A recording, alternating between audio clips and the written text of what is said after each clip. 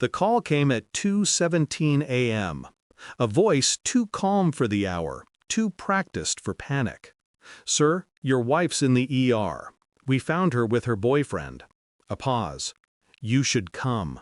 Silence swallowed my breath. Not grief, not shock, just stillness, like a predator deciding whether to move. The drive felt surgical. My hands didn't shake. People panic when they lose control. But I only lose control when I feel something. And I didn't. The hospital lights flickered like interrogation lamps. A doctor approached me. Stern eyes, rehearsed sympathy. "Sir, please sit down. What you're about to see might shock you." I stayed standing. I didn't need comfort. I needed clarity. He pulled back the sheet. My wife, pale, still breathing.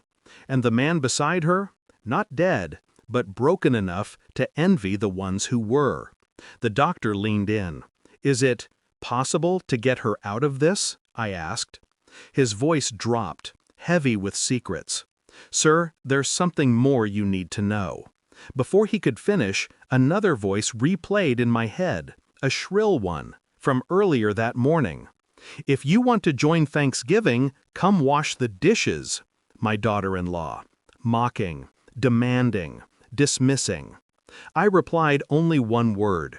Hours later, she would see the photos. The villa in Switzerland. The one she didn't know I owned. The one she thought I couldn't possibly afford. 71 missed calls. Funny. Everyone demands respect until they realize who truly holds power. I didn't collapse from grief. I knelt because that moment was my turning point. And clarity has always brought me to my knees, to rise higher. People believe betrayal is loud, screaming, slamming doors, tears. But betrayal is quiet. It whispers before it cuts. There were signs, late meetings, muted phone calls in bathrooms, perfume that lingered longer than her affection. I told myself it was stress, marriage fatigue, life. But life doesn't leave bruises someone else's lips create. She used to touch me gently. Now she touched me like a chore, a duty, a task. Cold dinners, colder silences. Sometimes I caught her staring at me like I was the reminder of a decision she regretted. I let it play, let her drown in her little fantasy. Because while she hid in shadows, I stood in truth. And truth is patient. Truth watches. Truth waits. The daughter-in-law? Same cut of greed. Same hunger disguised as righteousness. They all thought I was simple, predictable, old, soft. Funny thing about quiet men, they don't break. They observe. They calculate. And when they move, they don't warn first. I didn't confront. Emotion gives away strategy. Instead, I collected. Phone logs, bank transfers, a hotel reservation under a name she claimed not to know, screenshots, time-stamped photos, GPS history she thought she erased. And then the ultimate blade. DNA test kits for our daughter. I mailed them quietly, waited even more quietly. People forget silence is not surrender. Silence is sharpening. At home, I brewed coffee, served breakfast, pretended routine was still sacred. She smiled, thin, fake, tired of pretending I mattered.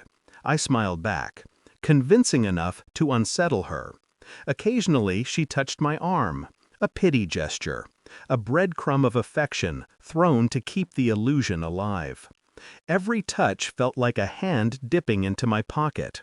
Every kiss felt like theft. Meanwhile, my daughter-in-law continued her little tyranny. "You must earn your place here." Earn? I had built the foundation they lived on. Silent investments, hidden assets, properties in places they only saw in magazines. They thought control came from volume. Control comes from knowledge. And I knew everything. Every lie was a brick. Every whisper in the dark, a nail. They built their own coffins. I simply waited to close the lids. The results arrived. DNA, phone records, hotel surveillance footage.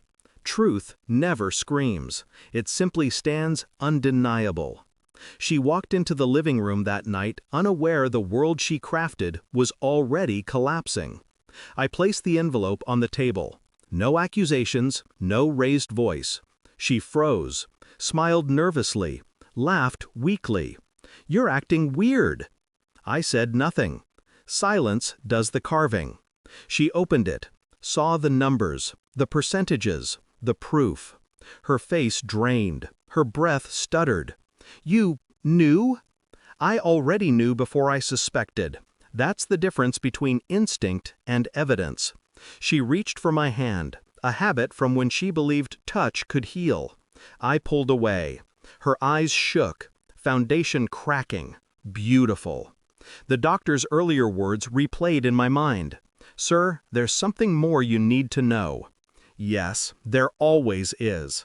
I didn't yell, I didn't curse, I simply stood. "I don't punish betrayal," I told her softly. "I expose it." I showed her the villa photos on my phone, the wealth she mocked, the future she believed she controlled. Her lips trembled. A queen reduced to beggar by truth. Then my phone buzzed. 71 missed calls. My daughter-in-law's number flashing again. They realized too late the hand that fed them was the same hand that could starve them. I walked to the door.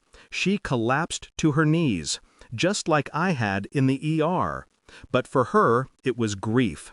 For me, it had been awakening. "Please, don't go." Begging suits liars. Truth is always silent.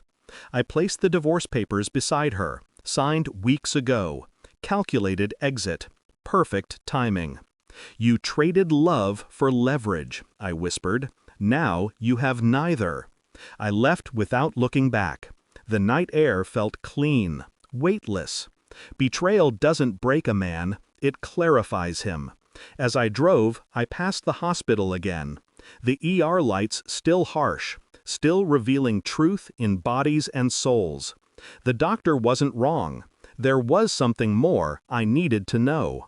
I didn't lose a wife tonight. I lost an illusion. And illusions are only painful when you still want them. I don't. Some people learn the value of loyalty. Others learn the cost of losing someone who never